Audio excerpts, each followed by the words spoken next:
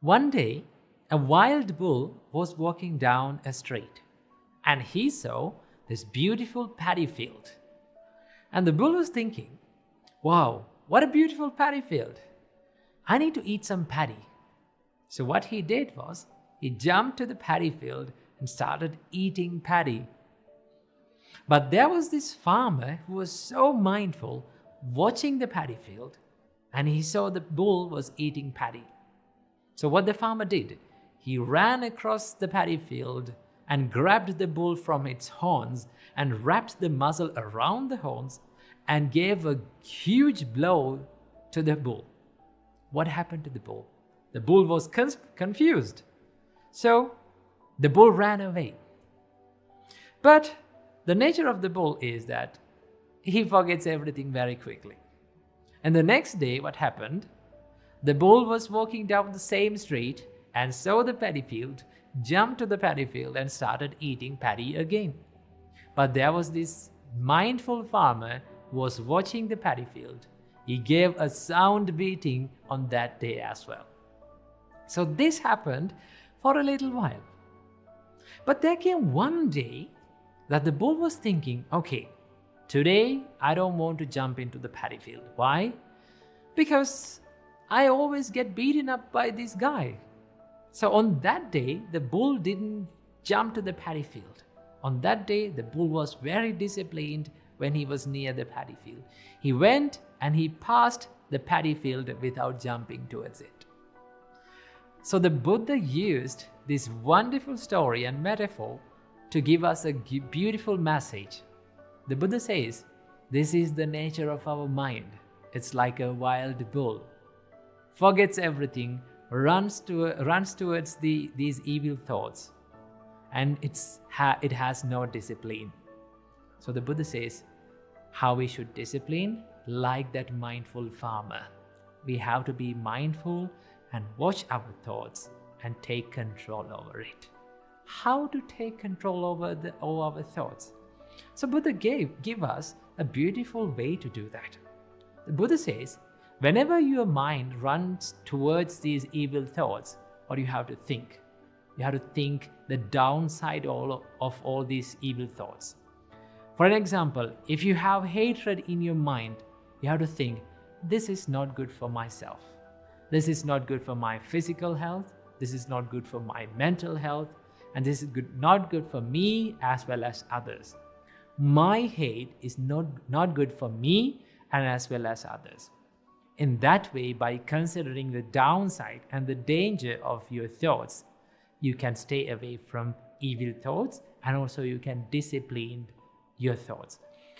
But to do every kind of these things, any of these things, we have to have one beautiful quality, and that is the mindfulness.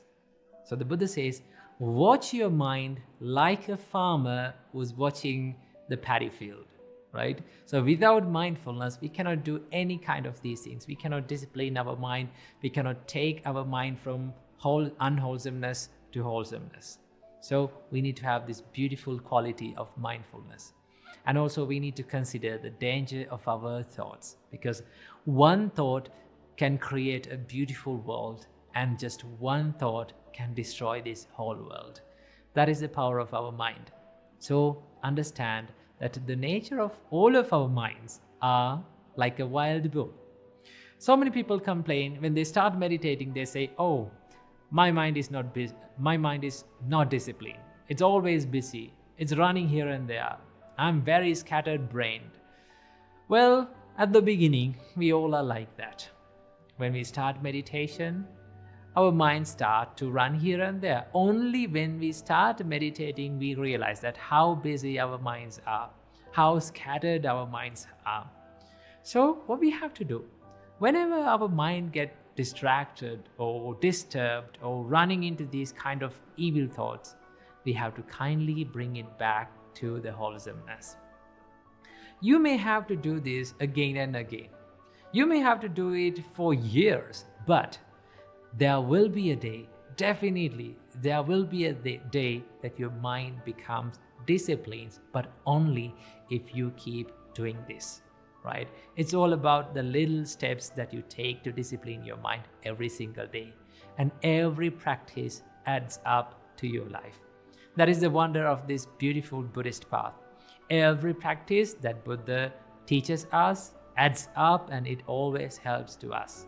So, I know, and we all know, that it is not easy to discipline our mind. But even though it is difficult, it is not easy, it is painful, we have to do it again and again, keep doing it until that beautiful day comes, that we gain a beautiful, disciplined mind.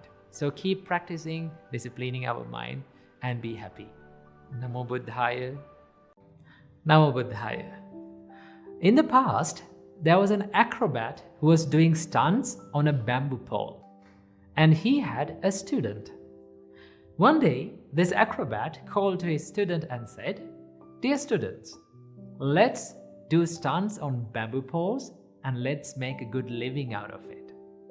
Now, but one thing that you have to remember, that when I'm doing the stunts, you have to protect me. And when you're doing the stunts, I'm going to protect you. In this way, we can protect both of ourselves and we can make a good living out of it. Then the student said, "No, sir, it's not the way to do. The correct way to do is that when you're doing the stunts, you have to protect yourself. And when I'm going to do the stunts, I will protect myself. In that way, we both protect ourselves and we can make a good living out of it." Now, the Buddha used this metaphor and this story to give us a beautiful message.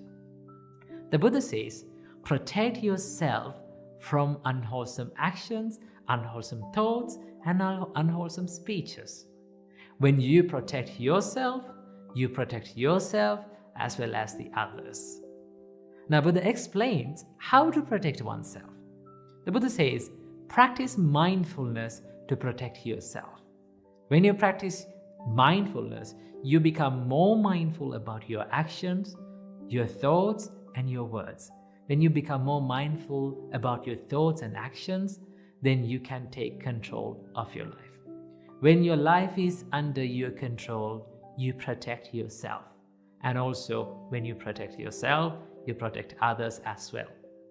And also, in the same way, the Buddha says, protect yourself by practicing loving kindness, compassion, and humbleness. When you practice these qualities, you protect yourself from hatred, ego, and jealousy. When you protect yourself from these kind of unwholesome thoughts, you protect yourself and also you protect other people as well. The Buddha says that no one can save us but ourselves. So we need to take control of our thoughts, of our actions, and of our words. So when we do that, we take care of ourselves and we protect ourselves. By protecting ourselves, we give the protection to this whole world. So keep this beautiful advice from the Buddha in your mind and be happy. Namo Buddhaya.